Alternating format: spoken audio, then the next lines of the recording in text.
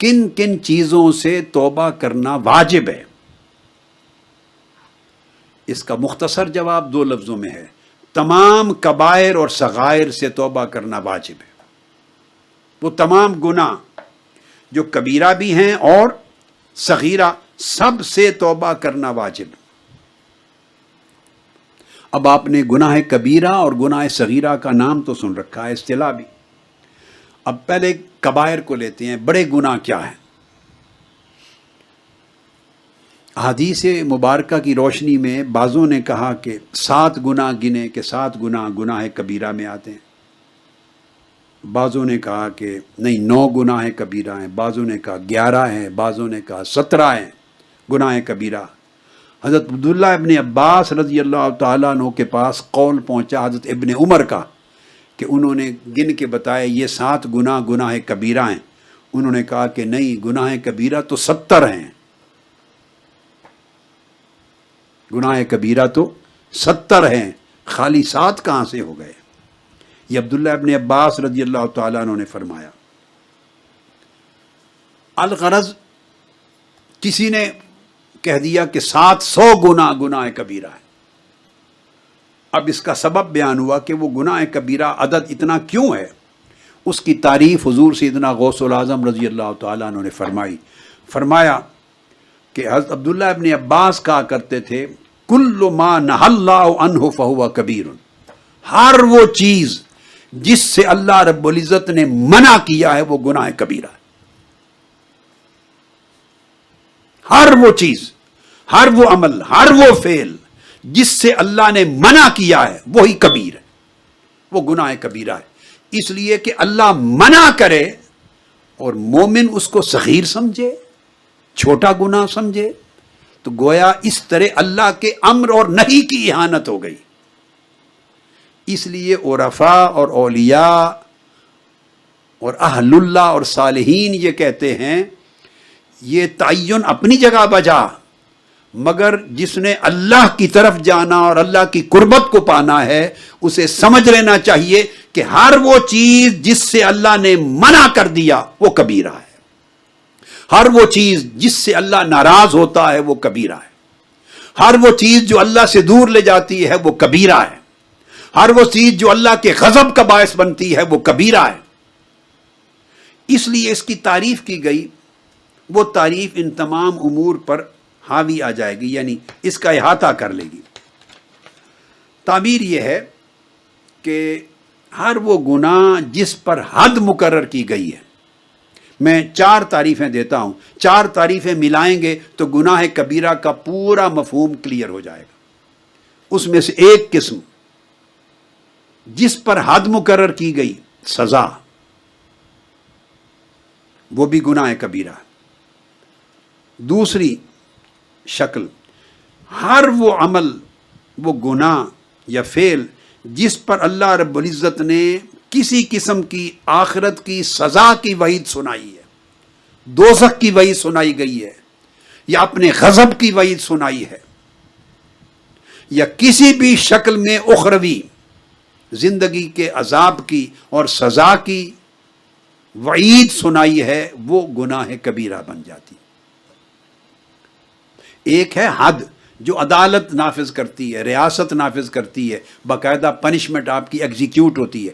ایک وہ جس پر اس طرح کی حد مقرر نہیں، اخروی سزا کا ذکر ہے، آخرت کی سزا کا، عذاب کا، وہ گناہ کبیرہ ہے۔ اس میں مثلا سود کھانا، اس کے لیے وہ حد نہیں ہے جیسے خاص جرائم کے اوپر حد مقرر ہوتی، مگر یہ گناہ کبیرہ ہے، چونکہ اس حد سے بڑی حد مقرر کی گئی ہے دوزخ کی، اس کو دوزخ کی سزا دی۔ یتیم کا مال کھانا، اس کے لیے وہ جو عدالت جو نافذ کرتی ہے، وہ یا لاء میں جو لکھا ہوتا ہے کہ یہ اس کی کوانٹم آف پنشمنٹ ہے، وہ نہیں ہے، مگر اس سے بڑھ کر ہے، چونکہ دوزخ کا عذاب دنیا کے عذاب سے زیادہ سخت ہے۔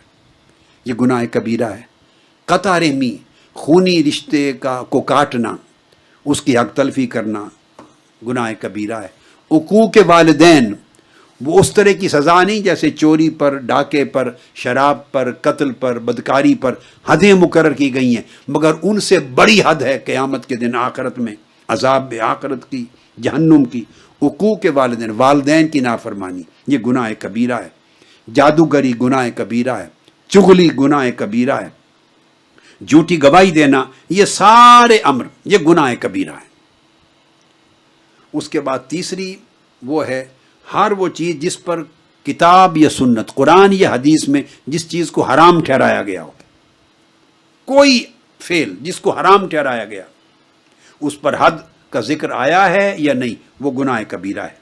اور چوتھی قسم ہر وہ چیز جس پر اللہ رب العزت کی بارگاہ سے لعنت یا غضب وارد کیا گیا ہے، قرآن اور حدیث میں کہ ان چیزوں پہ اللہ کی لعنت ہو، ایسے کرنے والے پر اللہ کی لعنت ہو، ایسے کرنے والے پر اللہ کی لعنت ہو، اس پر اللہ کا غضب ہو۔ جہاں اللہ کا غضب اور لعنت کی گئی ہے، یہ نام دو لفظ آئے ہیں، وہ سب گناہ کبیرہ ہو جاتے ہیں۔ جب آپ اس کو دیکھتے ہیں تو پھر گناہ کبیرہ کا پورا تصور واضح ہو جاتا ہے۔ تو گناہ کبیرہ کی ان حدود میں صاف ظاہر ہے انسانی جان کا قتل کرنا بھی ہے، بدکاری بھی ہے، جھوٹی گواہی دینا بھی ہے، رمضان کا روزہ چھوڑنا بھی ہے، جھوٹی قسم کھانا بھی ہے، قطع رحم بھی ہے، والدین کی نافرمانی بھی ہے، صلاحیت اور طاقت ہونے کے باوجود دشمن سے پیٹھ پھیر کے بھاگ جانا، یہ بھی گناہ کبیرہ ہے۔ یتیم کا مال کھانا، خیانت کرنا، بددیانتی کرنا، ناپ تول میں کمی بیشی کرنا، نماز کا ترک کرنا بھی گناہ کبیرہ ہے، حتیٰ کہ نماز کو لیٹ کر دینا بھی گناہ کبیرہ ہے، سچائی کو چھپانا گناہ کبیرہ ہے، رشوت لینا گناہ کبیرہ ہے، حتیٰ کہ زکوٰۃ نہ ادا کرنا گناہ کبیرہ ہے، حتیٰ کہ نیکی کا حکم دینا اور برائی سے روکنا، یہ جو حکم ہے اس کو بجا نہ لانا بھی گناہ کبیرہ ہے۔ یہ بندے کے فرائض میں سے ہے۔ اس طرح جھگڑا کرنا گناہ کبیرہ سے ہے، اللہ کی رحمت سے مایوس ہونا گناہ کبیرہ سے ہے، اللہ کی تدبیر اور اس کی گرفت سے بے نیاز ہو جانا، بے فکر ہو جانا، اللہ کی گرفت اور مواخذے کو ہلکا سمجھنا اور گناہ سے بے خوف ہو جانا، یہ سب گناہ کبیرہ ہیں۔ خنزیر اور مردار سمیت سب حرام چیزوں کو کھانا گناہ کبیرہ ہے، بدکاری گناہ کبیرہ ہے، سونے چاندی کے برتنوں کو استعمال کرنا، کھانا پینا ان میں، یہ گناہ کبیرہ ہے، سونے کی انگوٹھیاں مردوں کے لیے استعمال کرنا گناہ کبیرہ ہے، ریشمی لباس پہننا گناہ کبیرہ ہے، کسی کا مال اور حق تلف کر دینا گناہ کبیرہ ہے۔ اس طرح احادیث مبارکہ کی روشنی میں ایک تفصیلی فہرست مقرر کی گئی ہے۔ جب آدمی ان کو دیکھتا ہے تو یہ عدد صرف 7 تک نہیں رہتا۔ کسی ایک حدیث پاک میں آقا علیہ السلام نے 7 کا بیان کر دیا، اس کا مطلب یہ نہیں کہ حصر ہو گیا کہ 7 سے زیادہ گناہ کبیرہ نہیں۔ ابھی میں نے آپ کے سامنے 25 گن دی ہے اس وقت، اور یہ سب احادیث نبوی سے اور آیات قرآنیہ سے ثابت ہے۔ اسی طرح حضرت امام ابو طالب المکی بیان فرماتے ہیں قوت القلوب میں، اور یہی بات غنیت الطالبین میں حضور سیدنا غوث العظم رضی اللہ تعالیٰ عنہ نے بھی بیان فرمائی۔ آپ نے فرمایا کہ ہر وہ چیز جس پر اللہ نے دوزخ کی آگ کا ذکر کیا وہ گناہ کبیرہ ہے، اور ہر وہ چیز جس پر دنیا کی سزا کا ذکر کیا وہ گناہ کبیرہ ہے۔ جس پر میں نے آگے الگ بیان کر دی 4 چیزیں، اور جس پر لعنت اللہ نے بھیج دی وہ بھی گناہ کبیرہ ہے، جس کی حرمت کا ذکر آ گیا وہ بھی گناہ کبیرہ ہے۔ آپ ارشاد فرماتے ہیں حضور سیدنا غوث العظم رضی اللہ تعالیٰ عنہ غنیت الطالبین میں، اور یہ امام ابو طالب المکی نے بھی اس کو بیان کیا، 17 چیزیں ہیں گناہ کبیرہ کی خاص سر فہرست، اور وہ 17 چیزیں دراصل وہ اقسام ہیں 17، اور ان 17 کیٹیگریز ہیں، ان کی تفصیل میں جائیں تو عدد بڑھ جاتا ہے گناہ کبیرہ۔ ان سب کبیرہ گناہوں سے توبہ واجب ہے۔ فرماتے ہیں کہ 17 چیزوں میں 4 چیزیں ایسی ہیں جن کا تعلق دل سے ہے، وہ دل کے گناہ ہیں، ان میں شرک بھی ہے، ان میں اللہ کی معصیت و نافرمانی پر اصرار کرنا بھی ہے، اس میں اللہ کی رحمت سے مایوس ہونا بھی ہے، اور اس میں اللہ کے عذاب اور گرفت سے ایسے بے فکر ہو جانا، اس کو ہلکا سمجھنا بھی۔ یہ 4 چیزیں فرماتی ہیں یہ دل کے گناہ کبیرہ ہیں، 4 زبان کے گناہ کبیرہ ہیں۔